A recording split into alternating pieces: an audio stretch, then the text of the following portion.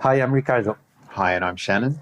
Welcome to Tips, a show where we're going to talk anything related to traveling, internships, professional programs, pathways, study tours, and anything related to studying in Australia. So today we're going to talk about tips for traveling Australia on a budget.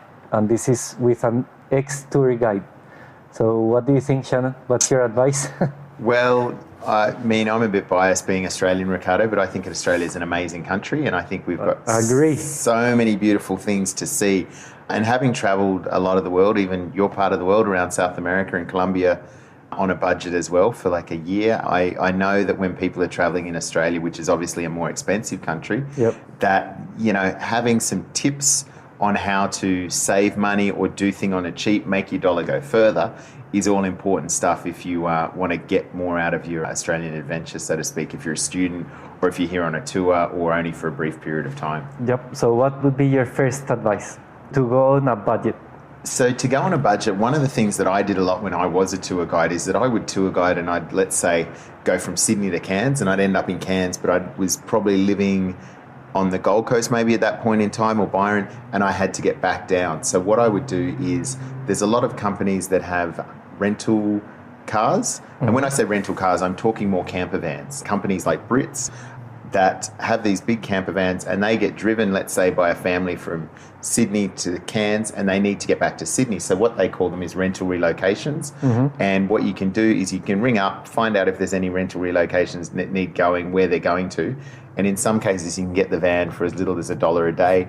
And in some cases, they'll actually pay for petrol as well. So depending on how urgent they need to get it back, you basically might be given, let's say, a week to get from Cairns to Brisbane. Or you might be given, I think at one point, even going from Brisbane back to Sydney, I had a week and a half and was able to go down the coast and check out all these cool little spots along the way. I had a gas cooker in the back, it had a shower, it had everything. So you kind of had the same experience that you normally pay hundreds, maybe even thousands for, and you get it on a super, super cheap budget. Yeah, I agree. I did the same thing, and it's basically because the companies need their car back in their base, and they're willing to give it for free, and you drive it, and that's it. 100%. They're saving stuff, I suppose. Exactly. They're saving because they'd have to pay a driver, and then you just call up your best mates or your friends or whoever's free, whoever can take a sickie from work, and then you jump in the car and you spend your time driving down the coast and exploring a little bit more of Australia. Yeah, I think my tip is basically renting a place as cheap as possible, obviously, but that has cooking facilities, so that you don't have to go out and buying the burger on lunch and then pasta or whatever it is for dinner, because everything starts to add up. And I think if you're able to buy at supermarkets, have breakfast and dinner at home, that saves a lot of money. And even if it doesn't have it in the van, like, the good thing about Australia is that pretty much every beach or every national park has free barbecue facilities as well. So you can buy stuff, go and cook it up on a barbecue in a national park and actually eat really cheap. Yep. Which other... Well, so I guess one that follows on from that is our national parks camping. So there's heaps of national parks in Australia. Some of them are free, some of them have really low costs, and they should have a toilet and shower. But all the way down the coast and even inland, you can stay in these national parks, and it's a really good way to see Australia, to meet other people. It's super safe, and you really get to explore a lot more by doing these and finding places off the beaten track as well. And like I said, this can be between Sydney and Brisbane, all the way up to Cairns, inland as well, all around the entire country.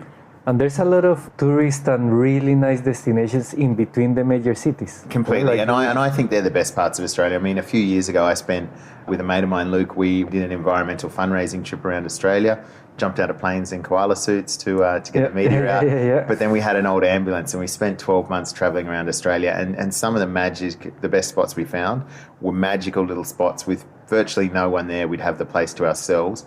On a pristine beach anywhere else in the world would be filled of hundreds of thousands of tourists, and we had these places to ourselves, so it was pretty magical. Yeah, and I think Australia is kind of, in a way, designed to be driven.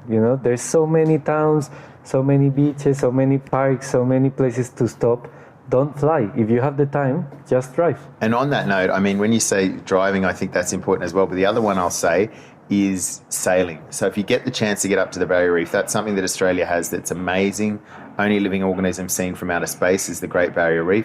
And if you can get up there and do a budget backpacker sailing trip around the Whitsundays, I'd advise it immensely. You'll be snorkeling in pristine reefs. You'll meet a bunch of good people, and you can do it on relatively cheap budget. And I would say don't even book in advance. Get up there, see if there's any deals going around. Jump on a liveaboard, live on the boat for a few days, and you'll have a truly epic Aussie experience cruising around beaches like Whitehaven.